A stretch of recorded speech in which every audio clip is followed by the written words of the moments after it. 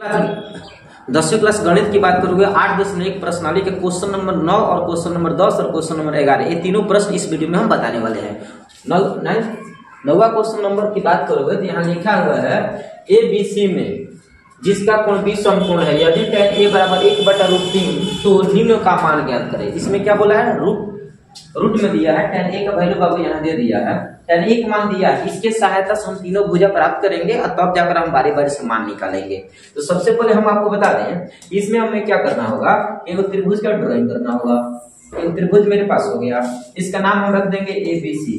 यहाँ देखिए बोला है कोण 20 समकोण है, यहाँ B को हम 90 डिग्री बना लेंगे और यहाँ रख देंगे C।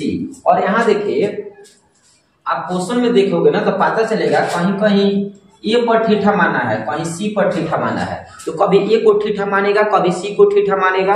हम कभी A को मानेंगे, कभी C को मानेंगे, दोनों को बारी बारी से मानेंगे। ठीक है, तो सबसे पहले हम क्या करेंगे, चूंकि लिखते हैं tan A बराबर 1/√3 क्योंकि उसी की सहायता से ना तीनों भुजा प्राप्त करोगे। और जब तक ये तीनों भुजा प्राप्त नहीं करोगे तब तक कुछ मिलने वाला नहीं है। इसलिए सबसे पहला टारगेट क्या है, तीनों भुजा का मान प्राप्त कीजिए। tan A का फॉर्मूला होता है tan A बराबर मान दिया है, tan A बराबर 1/√3 दिया है ना, तो हम लिखेंगे tan A बराबर होता है लंब बटा आधार। इसका फॉर्मूला होता है, जनरली हम समझते हैं।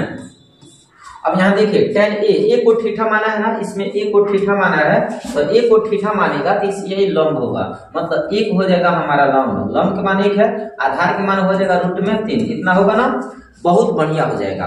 अब इसमें देखिए हमारे पास लंब पता है, आधार पता है, कोण नहीं पता है, तो हम कोण प्राप्त करेंगे किस त्रिभुज से, इसलिए त्रिभुज ABC में पाइथागोरस प्रमेय से यहाँ लिख लेना अपना, पाइथागोरस प्रमेय से हम कोण निकालेंगे। कोण बराबर √अंडर होता है लंब स्क्वायर प्लस आधार स्क्वायर, तो 1 का स्क्वायर और आधार के मान हो गया √3 का स्क्वायर। अब इस फॉर्मूला की सहायता से मान निकालोगे तो 1 का वर्ग 1 होता है और स्क्वायर से करने कट जाएगा तो 3 बचेगा, 3 में एगो कितना हुआ 4, 4 के वर्गमूल हो जाएगा 2। इसका मतलब हमारे पास निकल गया कोण निकल गया 2।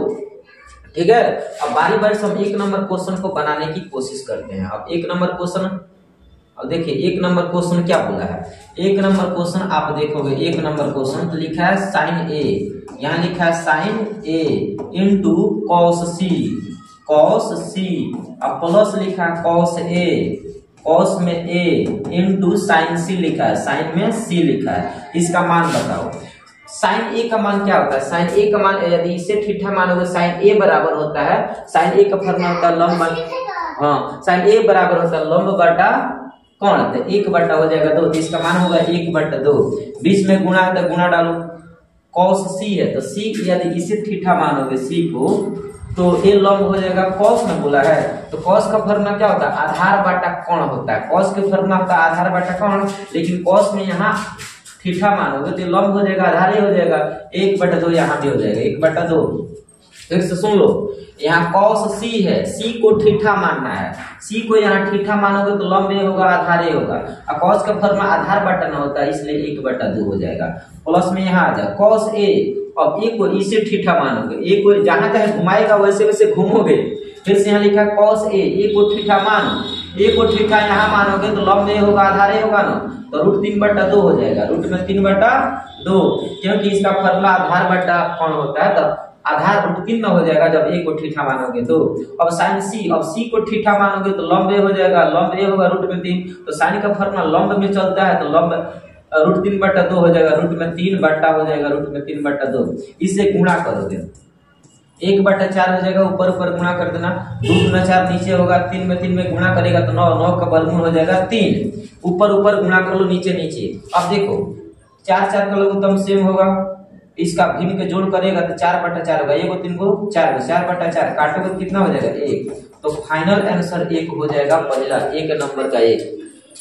नौवा का पहला का आंसर होगा 1 फाइनल होगा। इसी प्रकार दूसरा बनाओगे, और 2 नंबर यहाँ बना रहे हैं, क्वेश्चन नंबर 9 के 2 नंबर। यहाँ देखो क्या बोला है, cos A बोला है, cos A cos C, यहाँ लिखोगे cos में A इंटू cos में C, अब प्लस नहीं है माइनस है, यहाँ लिखेंगे minus sin A into sin C, sin में C मान करो। A को मानोगे थीटा, A को इसे थीटा मानोगे, cos में है तो cos का फॉर्मूला आधार में चलता है, आधार बटा कोण होता है, तो आधार 1 हो जाएगा। जब सॉरी ए को थीटा मानो तो लंब ए होगा, आधार होगा √3, तो आधार हो जाएगा रूट में 3 बट्टा हो जाएगा 2, बीच में गुणा है cos c। अब c को थीटा मानोगे, c को यदि थीटा मानोगे तो लंब ए होगा, आधार ए होगा, तो cos का फॉर्मूला आधार में चलता है तो 1/2 हो जाएगा, 1/2 माइनस में आ जाओ।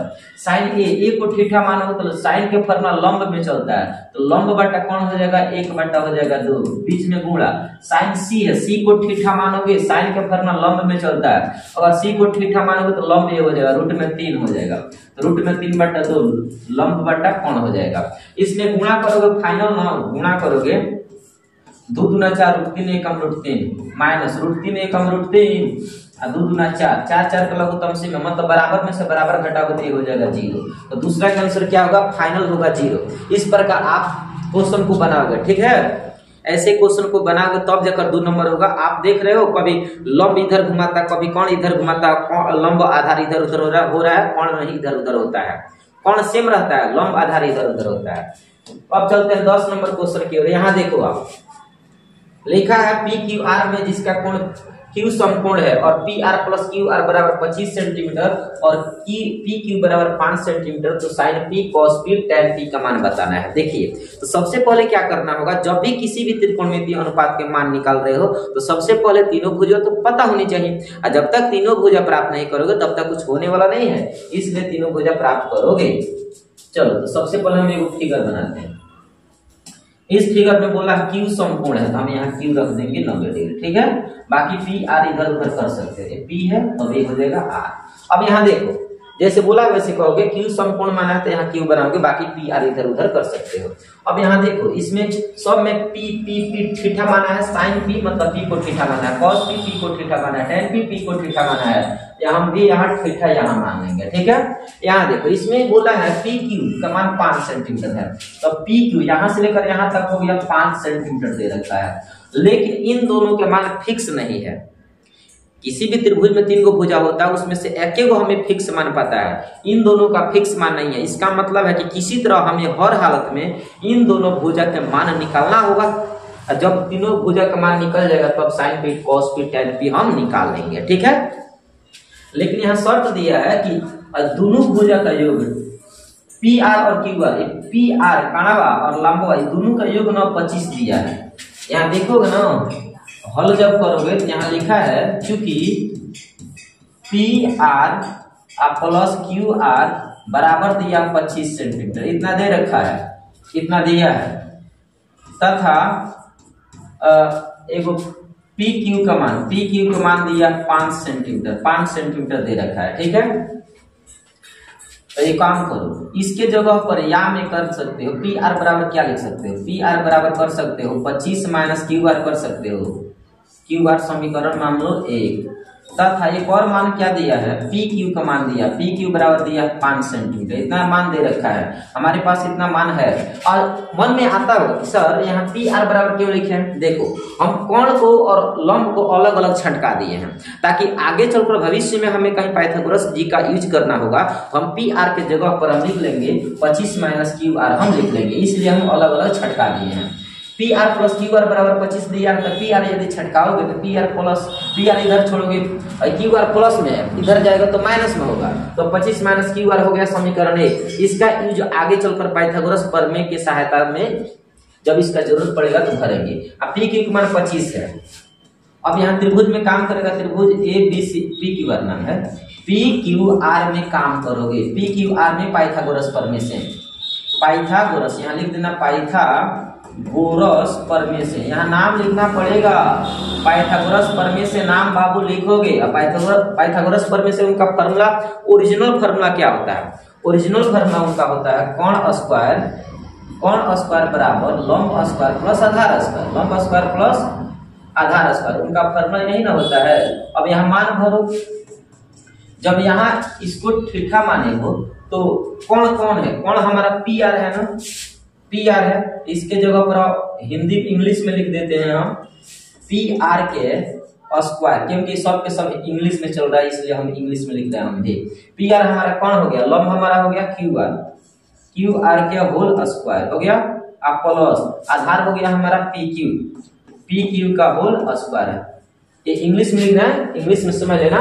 ये पी आर कौन हो गया, पी आर स्क्वायर बराबर लंब के मान हो गया क्यू आर और प्लस आधार के मान हो गया पी क्यू। ठीक है, इसका मान करो, पी आर के मान देखो, पी आर के मान यहाँ भरे हैं 25 माइनस क्यू आर, यहाँ भर लेंगे इजीली 25 माइनस क्यू आर, यहाँ होल स्क्वायर है, यहाँ भी होल स्क्वायर करोगे, अब बराबर है तो बराबर। देखो पी आर के मान यहाँ निकाले है ना, इसलिए निकाले हैं कि आगे चलकर हम मान भर सके। अब बराबर क्यू आर का मान दिया है, क्यू आर के मान देखो कहीं नहीं है, क्यू आर यहाँ संबंध में आते, क्यू आर को क्यू ए आर छोड़ दो।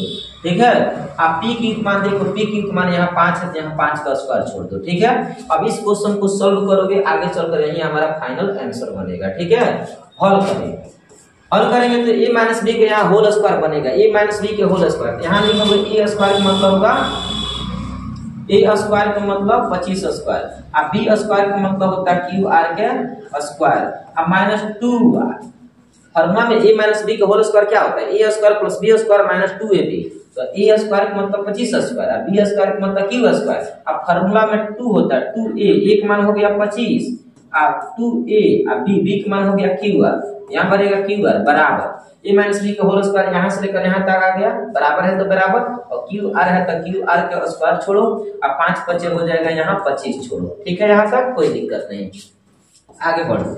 25 यहाँ 625 होता है, आप प्लस क्यू आर में गुणा करोगे तो क्यू आर स्क्वायर होगा, ये माइनस है तो माइनस 25 दुना हो जाएगा 50 क्यू आर होगा, क्यू आर अब बराबर इधर क्यू आर है तो क्यू आर छोड़ दो, आप प्लस हो जाएगा 25। यहाँ देखो क्यू आर से क्यू आर खत्म हो जाएगा, क्योंकि एक जैसा है, एक जैसा अंक होता है ना, तो बराबर पार करते समय प्लस माइनस में चेंज होता है तो ऑटोमेटिक खत्म हो जाता है।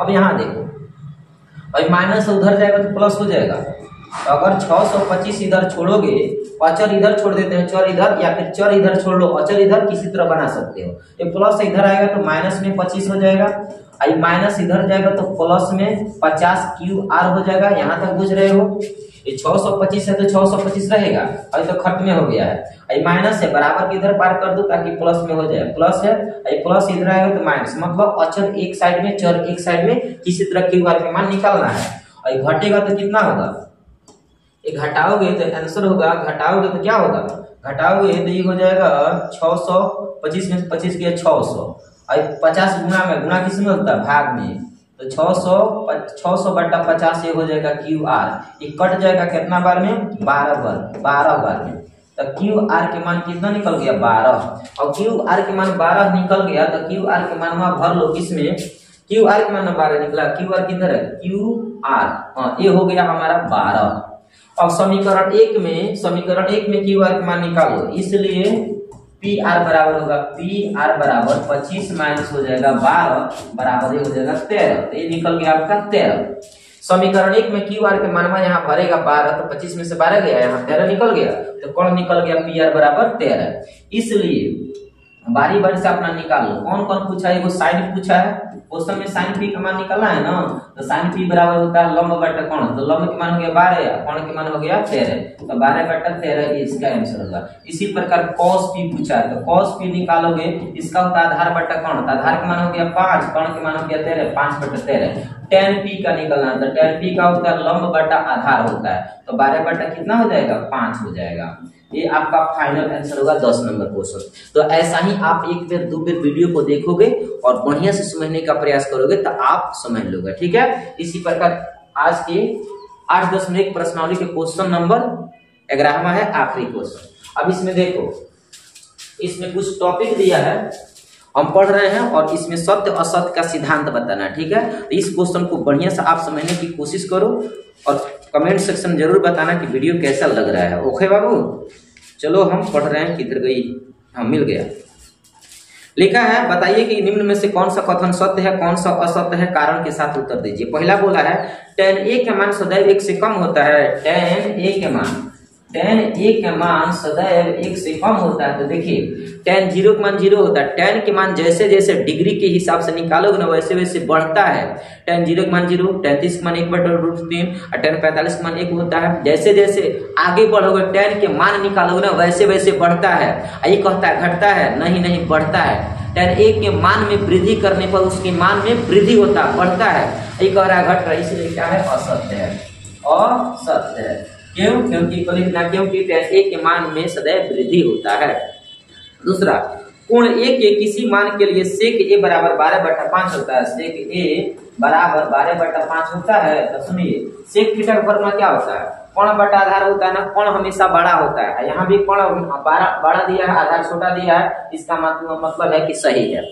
सेक थीटा फॉर्मूला कोण बटा आधार होता है, कोण हमेशा बड़ा होता है, आधार छोटा होता है। यहाँ भी बड़ा दिया है कोण, आधार दिया है छोटा, इसका मतलब सही है। ये लिखेगा सत्य। कहना क्योंकि सेक ए में कोण हमेशा आधार से बड़ा होता है। आ जाओ 3 नंबर, कॉस ए कोण ए और कोसेकेंट के लिए संक्षिप्त नाम है। देखिए कॉस ए बोला, कॉस ए कोसेकेंट, कोसेकेंट का संक्षिप्त नाम है तो कहेंगे नहीं। कोसेकेंट का संक्षिप्त नाम कॉसेक होता है, कोसाइन का संक्षिप्त नाम कॉस होता है। एक बार है कोसेकेंट का संक्षिप्त कॉस होता है ना, कॉस किसका संक्षिप्त नाम होता है? कोसाइन का होता है। एक बार है कोसेकेंट का होता है, गलत बात है। कॉस किसका होता है? कोसाइन का होता है, इसलिए इसका संक्षिप्त नाम नहीं होता है, हम कहेंगे असत्य। क्यों लिखोगे? क्योंकि कोसेकेंट का संक्षिप्त नाम कॉसेक होता है, कॉस नहीं होता है। चौथा 4 नंबर लिखा है कॉट ए, कॉट ए में कॉट और ए का गुणनफल होता है। देखिए कॉट, कॉट और ए इन दोनों में के बीच में गुणनफल होता है तो कहेंगे नहीं।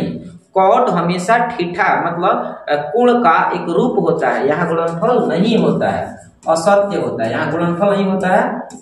वो केवल मान भरने के लिए इसका ठीठा का यूज करते हैं, बल्कि गुणनफल नहीं होता है। 5वां बताएगा किसी भी ठीठा के लिए साइन थीटा बराबर 4/3, साइन थीटा बराबर 4/3 तो कहेंगे नहीं। क्यों? क्योंकि साइन थीटा फॉर्मूला लंब बटा कोण होता है, लंब बटा कोण, और कोण हमेशा बड़ा होता है। यहाँ देखो 3 छोटा है, 4 बड़ा है, इसका मतलब लंब के मान बड़ा हो गया, कोण के मान छोटा हो गया। तो ये कहना गलत है, ये कहना गलत है। कभी भी साइन थीटा के मान में कोण हमेशा बड़ा होता है, 4/3 इसका मतलब लंब दे दिया 4, कोण दे दिया 3, इसलिए ये गलत है। क्या बताएगा? असत्य। लिख देना असत्य। क्योंकि साइन थीटा में कोण बड़ा होता है आधा, और लंब छोटा होता है, बस ये रीजन हुआ। ये हुआ 8.1 प्रश्न भी खत्म। इसके बाद 8.2 की बात करते हैं। ओके।